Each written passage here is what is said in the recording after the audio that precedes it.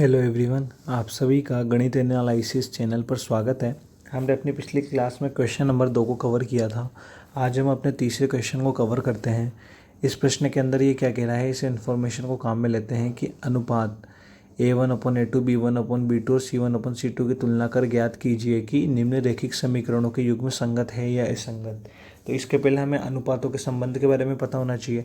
तो मैं थोड़ा सा आपको बता देता हूँ वापस। पहले जो हमने पढ़ा है, यदि A1/A2 बराबर नहीं है B1/B2 तो कैसा होगा इनका समीकरण युग्म संगत। कैसा होगा? संगत।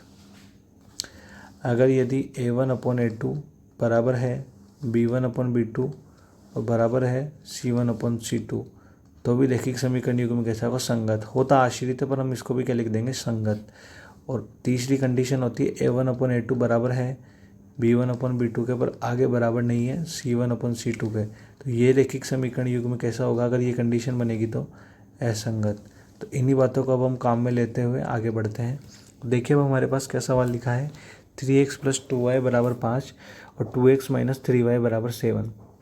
इस तरीके के सवाल को हल करने के लिए हमें क्या करना है, पहले तो जो ये हमारे एक पक्ष के अंदर जो हमारी मानक समीकरण है उसमें एक पक्ष में क्या होता है? 0 होता है। तो हमें एक पक्ष में 0 बनाना होगा। तो इधर जैसे जो ये 5 और 7 लिखा है इसका हम क्या कर देंगे यहाँ पर? पक्षांतरण। ठीक है, तो मैं इस समीकरण को काम में लेता हूँ। देखिए अब ये हमारी समीकरण लिखी हुई है, 3x + 2y = 5 है। तो इसको हम थोड़ा सा तरीके से लिखेंगे। अब हम इसको लिख देंगे इस 5 का इधर पक्षांतरण करके 3x + 2y - 5 = 0। और जो दूसरी समीकरण वो क्या है हमारी? 2x - 3y = 7।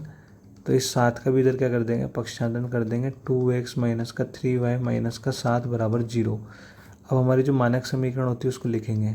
ठीक है, उस मानक समीकरण की हेल्प से हमें सारा काम करना है। तो मानक समीकरण क्या है? A1/A2 ये हमारे अनुपात है, हमें लिखनी है मानक समीकरण। तो मानक समीकरण होती है हमारी A1x + B1y + C1 = 0। और दूसरी मानक समीकरण होती है हमारी A2x + B2y + C2 = 0। ठीक है, तो हम तुलना कर लेंगे। इसको मान लेते हैं हम पहली समीकरण। ठीक है, इसको लिख लेते हैं हम समीकरण नंबर 1 और इसको नाम दे देते हैं समीकरण नंबर 2। तो इन सभी बातों को अब हमें काम में लेना है और अपने देखिए अब हम अनुपात लिखेंगे ऊपर की समीकरण 1 और 2 को देख करके। तो अब हमारा इससे A1 का मान कितना होगा? 3। A2 का मान कितना होगा? 2। हमेशा जब भी इस तरीके से मान लिखेंगे तो चिन्ह को भी साथ में लिखना है। प्लस के चिन्ह को हम साथ में दिखाते नहीं हैं क्योंकि वो लगा हुआ माना जाता है, पर माइनस के चिन्ह को दिखाते हैं। तो B1 का मान होगा 2 और B2 का मान होगा -3 और C1 का मान होगा -5। ठीक है, और C2 का मान होगा -7। अब हमें क्या करना है, इन सभी अनुपातों की क्या करनी होगी? तुलना करने पे देखेंगे कौन सी कंडीशन बनती है। तो पहले हम लिख लेते हैं 3/2, 2/-3 और इधर है -5 बटा -7। इसको थोड़ा सा और आगे हल करेंगे तो 3/2 तो ये हो जाएगा, 2/-3 ये वाला रहेगा और माइनस से माइनस कट जाएगा तो क्या बनेगा? 5/7। तो मुझे यहाँ दिखाई दे रहा है कि स्टार्टिंग के दोनों पद ही आपस में बराबर नहीं है और आगे वाले पद भी बराबर नहीं है। तो हम एक काम करेंगे, यहाँ पर हम यहाँ क्या लिख देंगे कि यहाँ A1/A2 बराबर नहीं है B1/B2। तो रैखिक समीकरण युग्म कैसा होगा? संगत होगा, क्योंकि रेखा क्या करेगी? इसके लिए प्रतिच्छेद करेगी। तो आप क्या लिख देंगे यहाँ?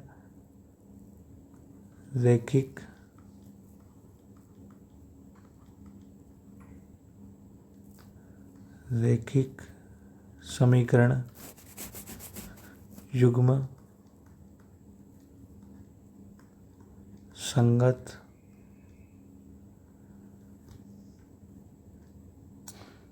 होगा। तो इसी के साथ ही हमारा पहला क्वेश्चन यहीं पर कंप्लीट होता है। अब हम इसके दूसरे क्वेश्चन की ओर बढ़ते हैं, उसको समझते हैं कि उसके अंदर हमें क्या करना होगा।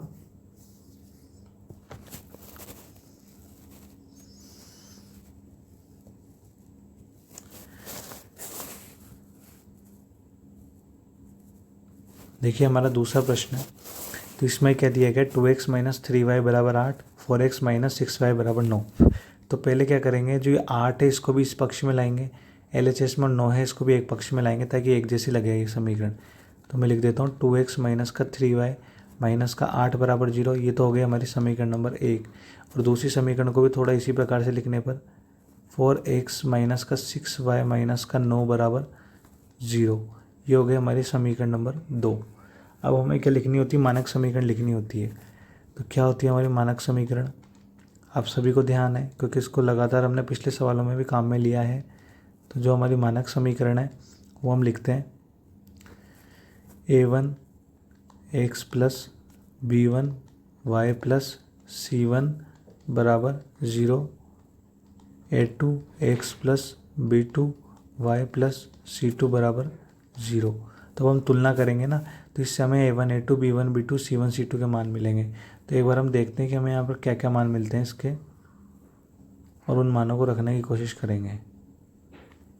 देखिए तुलना करने पर क्या होएगा, a1 का मान आएगा 2, ठीक है, ये वाला x के आगे 2 है, यहाँ x के आगे a1 है, यहाँ x के आगे a2 है और यहाँ x के आगे 4 है। तो a2 का मान कितना आएगा 4, ठीक है।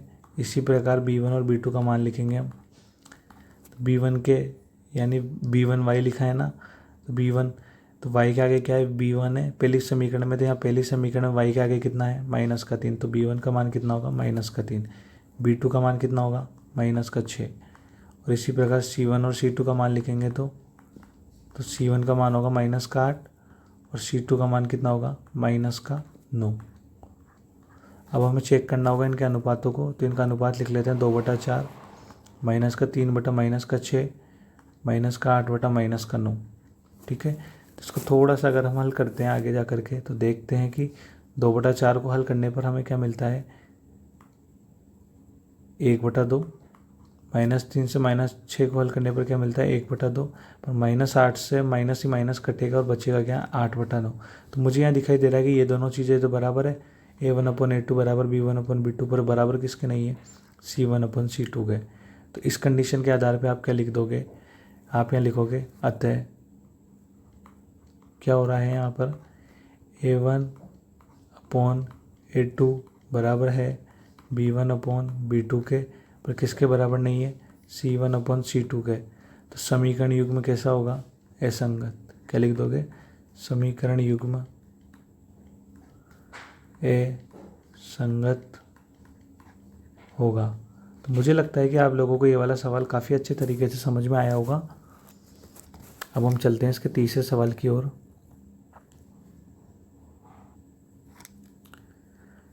यह हमारा इसी प्रश्नावली का तीसरा सवाल है। तो इसमें पहले क्या करना होगा, थोड़ा समीकरण को एक सही रूप में बदलना होगा। तो देखिए हमारी जो पहली समीकरण है ना वो क्या दी है हमें 3/2x प्लस का 5/3y बराबर 7। एक काम करते हैं, पहले तो यहाँ पर समीकरण भिन्न के रूप में आ गई, पर हमें समीकरण को सामान्य संख्याओं के रूप में बदलना है भिन्न से। तो इसकी जगह पर हम एक काम कर लेते हैं कि पहले ये जो 2 और 3 है ना इसका क्या लेंगे एलसीएम। क्या लेंगे एलसीएम। तो हम जानते हैं 2 और 3 का एलसीएम कितना आता है 6 आता है। 6 में इस 2 का भाग देंगे तो कितनी बार जाता है 6 में 2 का भाग 3 बार जाता है। और जो उत्तर आएगा उसको इसी के ऊपर वाले से गुणा करेंगे, किससे 2 का 6 में भाग दिया 3 बार और 3 से किसको गुणा कर दिया 3x को, प्लस 3 का 6 में भाग दिया 2 बार और उस 2 को किससे गुणा कर दिया 5y से। तो हम क्या लिखेंगे 2 × 5y, ठीक है, बराबर में क्या चल रहा है 7। मैं इसके नीचे भी क्या लगा देता हूँ बटा 1। 3 को 3 से गुणा करेंगे तो क्या आएगा 9x, प्लस 2 को 5 से गुणा करेंगे तो क्या आएगा 10y, बटा में क्या होगा 6, बराबर क्या चल रहा है 7/1। अब हम जानते हैं कि हम यहाँ पर क्या कर सकते हैं वज्र गुणा, इंग्लिश में हम उसको बोलते हैं क्रॉस मल्टीप्लाई, है ना। तो हम यहाँ लिख देंगे वज्र गुणा करने पर पहले जब भी आपके सामने से भिन्न वाली समीकरण आ जाए तो पहले आप उसको सामान्य समीकरण के रूप में बदलना पड़ेगा। तो वज्र गुणा में क्या होता है, इसकी तो नीचे वाली संख्या इसके ऊपर वाली संख्या से और इस वाली भिन्न की नीचे वाली संख्या इसके ऊपर वाली संख्या से। तो यहाँ क्या हो रहा है कि 9x प्लस 10y तो किससे गुणा हो रहा है बोलिए 1 से, और 7 किससे गुणा हो रहा है 6 से। अगर हम इसको हल करते हैं 1 से किसी संख्या को गुणा करते हैं तो हमें वही संख्या प्राप्त होती है। तो 9x प्लस 10y तो ऐसे कैसे, और 7 को 6 से गुणा करेंगे तो कितना आएगा 42। अब हम इसको आगे थोड़ा और हल करते हैं। देखिए अब ये हमारी समीकरण क्या बन जाएगी, इस 42 का भी पक्षांतरण कर देंगे तो 9x प्लस 10y माइनस का 42 बराबर 0। ये क्या हो गई अब हमारी समीकरण नंबर 1। तो मुझे लगता है कि अब आपको समझ में आया होगा कि जो ये समीकरण नंबर 1 है वो किस प्रकार से बनी है। अब जो हमारी समीकरण नंबर 2 है वो क्या है, 9x माइनस का 10y बराबर 14 है, तो 14 को इधर ले आएंगे तो बराबर इधर भी क्या हो जाएगा 0। तो ये क्या हो चुकी है हमारी समीकरण नंबर 2। अब हमें क्या करना है, हमें यहाँ पर लिखनी होगी अपनी एक मानक समीकरण, और हम जानते हैं मानक समीकरण क्या है हमारी, a1/, वो अनुपात है। मानक समीकरण होती है हमारी a1x plus b1y plus c1 बराबर 0। ये हमारी मानक समीकरण है पहली, और ये हमारी दूसरी मानक समीकरण है a2x plus b2y plus c2 बराबर 0। तो हम जैसे ऊपर की 1 और 2 समीकरण से अनुपातों की तुलना करेंगे तो a1 और a2 के मान हमें मिलते जाएंगे। तो a1 का तो मान मिलेगा 9, a2 का मान भी हमें मिलेगा 9, फिर हम कोमा लगा देंगे, b1 का मान मिलेगा हमें प्लस का 10 और b2 का मान मिलेगा हमें माइनस का 10। ठीक है, इसी प्रकार से c1 का मान मिलेगा हमें माइनस का 42 और c2 का मान मिलेगा हमें माइनस का 14। अब हमें क्या करना है, इन्हीं संख्याओं का क्या करना होगा, अनुपात। ठीक है, अब हम इन संख्याओं का अनुपात कैसे निकालेंगे उसको अब हम अपने अगले स्टेप में करते हैं। देखिए मेरे पास यहाँ पर अनुपात अगर मैं निकालूंगा तो 9/9 हो जाएगा, एक तो इधर की साइड वाला हो जाएगा 10 बटा माइनस का 10, और इस साइड का हो जाएगा माइनस का 42 बटा माइनस का 14। इसको थोड़ा और हल करूँगा तो 9 में 9 का भाग दूंगा, 1 9 से काटेंगे तो 1/1 हो गया, 10 से इसको काटेंगे तो 1 बटा माइनस का 1 हो गया, और यह माइनस से माइनस कट जाएगा तो क्या बचेगा 42 बटा 14। मुझे बताया कि इसको हल करने पे 1 आएगा और इसको हल करने पे माइनस आएगा, -1 आएगा, तो ये दोनों भी कभी बराबर नहीं हो सकते और ये आगे वाले मान भी एक दूसरे के बराबर नहीं हैं। तो इस आधार पर हम कह सकते हैं, क्या कह सकते हैं, हम यह कह सकते हैं कि यहाँ अनुपात के लिए क्या लिखोगे कि a1/a2 is not equal to b1/b2। तो अतः रैखिक समीकरण युग्म क्या होगा, संगत होगा। केवल असंगत एक ही स्थिति में होता है, जब रेखाएं क्या करती हैं, प्रतिच्छेद या फिर संपाति नहीं होती है। जब रेखाएं समांतर होती है तभी रैखिक समीकरण युग्म क्या होता है, असंगत, क्योंकि हमें उसका कोई भी हल नहीं मिलता है। अतः रैखिक समीकरण युग्म असंगत होगा।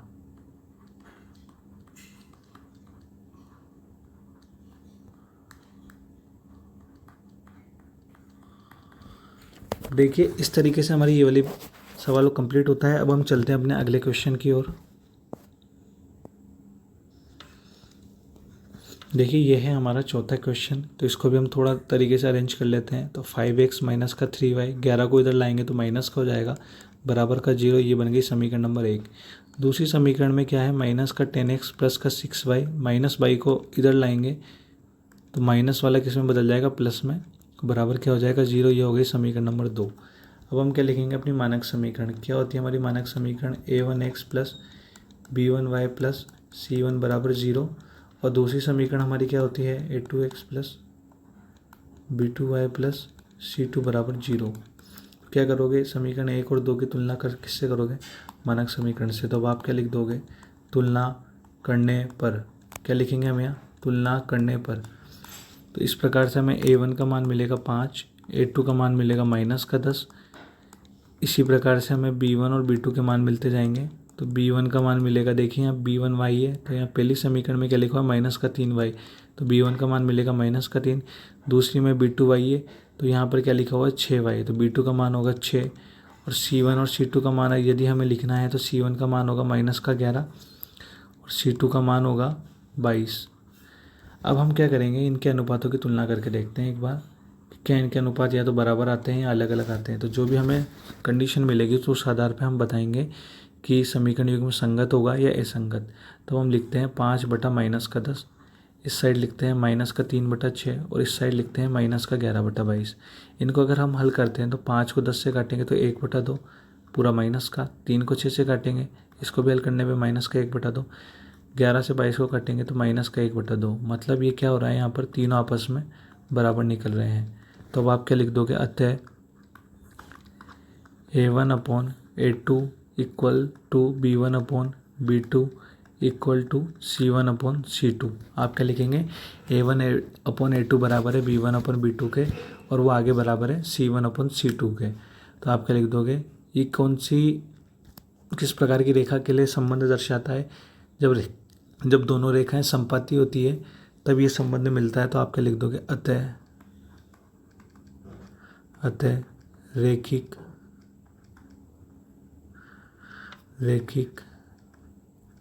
समीकरण युग्म, अतः रेखिक समीकरण युग्म संगत होगा। असंगत होने की एक स्थिति आती है, तो उससे रिलेटेड हमने सवाल पहले ही कर लिया है। अतः रैखिक समीकरण युग्म संगत होता है। अब हम करेंगे इसका 5वां सवाल। देखिए हमारा 5वां सवाल है, तो इसको भी हम वापस अरेंज करते हैं। तो जैसे हमारे पास क्या लिखा हुआ है, 4/3x प्लस का 2y बराबर का 8। तो पहले क्या करते हैं, इसको पूरे को सामान्य समीकरण में बदलते हैं। मैं यहाँ लगा देता हूँ बटा 1। तो 3 और 1 का एलसीएम लेने पर क्या बनता है, 3। 3 का 3 में भाग देने पर आता है 1, और 1 को किससे गुणा करते हैं, ऊपर वाले से। तो ऊपर क्या था, 4x, क्योंकि ये x भी इससे गुणा है, बीच में प्लस का चिन्ह है तो यहाँ भी आएगा प्लस का चिन्ह। 1 का 3 में भाग दोगे तो 3 बार, 3 को 2y से यहाँ पर क्या करना होगा, गुणा। बराबर में क्या होगा, 8। इधर भी मैं बटा में क्या लगा देता हूँ 1, ताकि इधर भी भिन्न है तो यहाँ भी क्या बन जाए, भिन्न। 1 को 4x से गुणा करेंगे तो क्या आएगा, 4x। 3 को 2y से गुणा करेंगे तो क्या आएगा, 6y। बटा में क्या हो जाएगा, बोलो 3। बराबर में क्या हो जाएगा, 8/1। देखिए अब इधर भी एक भिन्न है, इधर भी एक भिन्न है, तो मैं यहाँ क्या लिखूँगा, वज्र गुणा करने पर। तो मैंने अभी पहले बताया था कि आपको वज्र गुणा करने का मतलब क्या होता है, इसकी नीचे वाली संख्या इसके ऊपर वाली संख्या से, और दूसरी जो भिन्न है उसके नीचे वाली संख्या का उसके ऊपर वाली संख्या से गुणा करना। तो मैं यहाँ लिखूँगा वज्र गुणा करने पर तो क्या होगा, 1 से मल्टीप्लाई हो जाएगा 4x प्लस 6y, ठीक है, यानी ये होएगा इससे मल्टीप्लाई, और 3 होगा 8 से मल्टीप्लाई। हमें लिख देंगे 3 गुना 8। तो 3 गुना 8 को हल करने पर तो आता है 24, और 1 से किसी संख्या को गुणा करने पर वही संख्या मिलती है। तो क्या बन गया, 4x प्लस 6y बराबर 24। अब देखिए मैं इसी सवाल को और आगे हल करता हूँ। अगर यहाँ तो मैं आपको बताता हूँ, तो 4x प्लस का 6y माइनस का 24 बराबर क्या हो जाएगा, 0। ये बन जाएगी हमारी समीकरण नंबर 1। और दूसरी समीकरण हमें सवाल में पहले से दी है, 2x प्लस 3y। तो 12 को इधर ले आऊँगा तो माइनस का 12 बराबर 0। ये हो गई समीकरण नंबर 2। अब हम क्या लिखेंगे, अपनी मानक समीकरण। क्या लिखेंगे, मानक समीकरण जिसके आधार पर हम सब कुछ निर्धारित कर रहे हैं कि A1/A2 क्या होगा, B1 B2 क्या होगा। तो ये होती है हमारी A1x plus B1y plus C1 बराबर 0। और दूसरी होती है हमारी A2x plus B2y plus C2 बराबर 0। ये हमारी मानक समीकरण है। तो अगर हम तुलना करेंगे तो A1x और यहाँ पर क्या लिखा हुआ है, 4x। तो आप यहाँ लिख दोगे तुलना करने पर। क्या लिखेंगे हम यहाँ, तुलना करने पर। तुलना करने पर हमें यहाँ क्या मिल रहा है, A1 का मान तो हमें मिल रहा है 4, A2 का मान हमें यहाँ मिल रहा है, ये देखिए 2 लिखा हुआ है, तो A2 का मान क्या होगा, 2।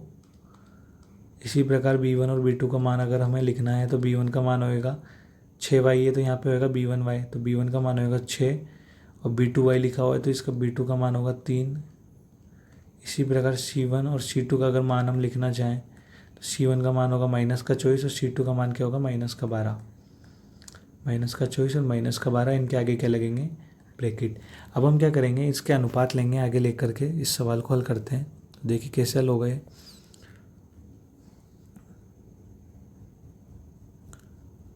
तो हमारे पास अनुपात क्या बनेंगे, एक तो बनेगा 4/2, अगला अनुपात बनेगा 6/3, और उसके बाद वाला अनुपात बनेगा माइनस का 24 बटा माइनस का 12। इन अनुपातों को अगर थोड़ा हल करें तो 2 से अगर 4 को काटा जाए तो 2 दूनी 4, 2 एकम 2।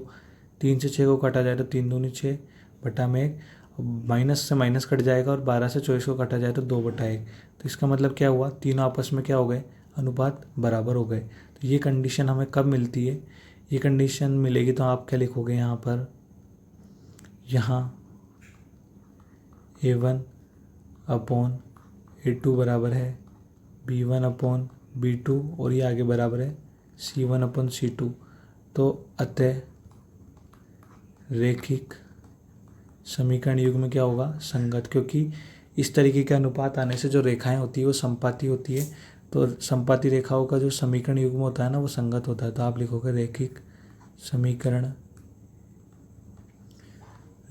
समीकरण युग्म संगत होगा। तो मुझे लगता है कि आप लोगों को ये वाला सवाल अच्छे तरीके से समझ में आया होगा।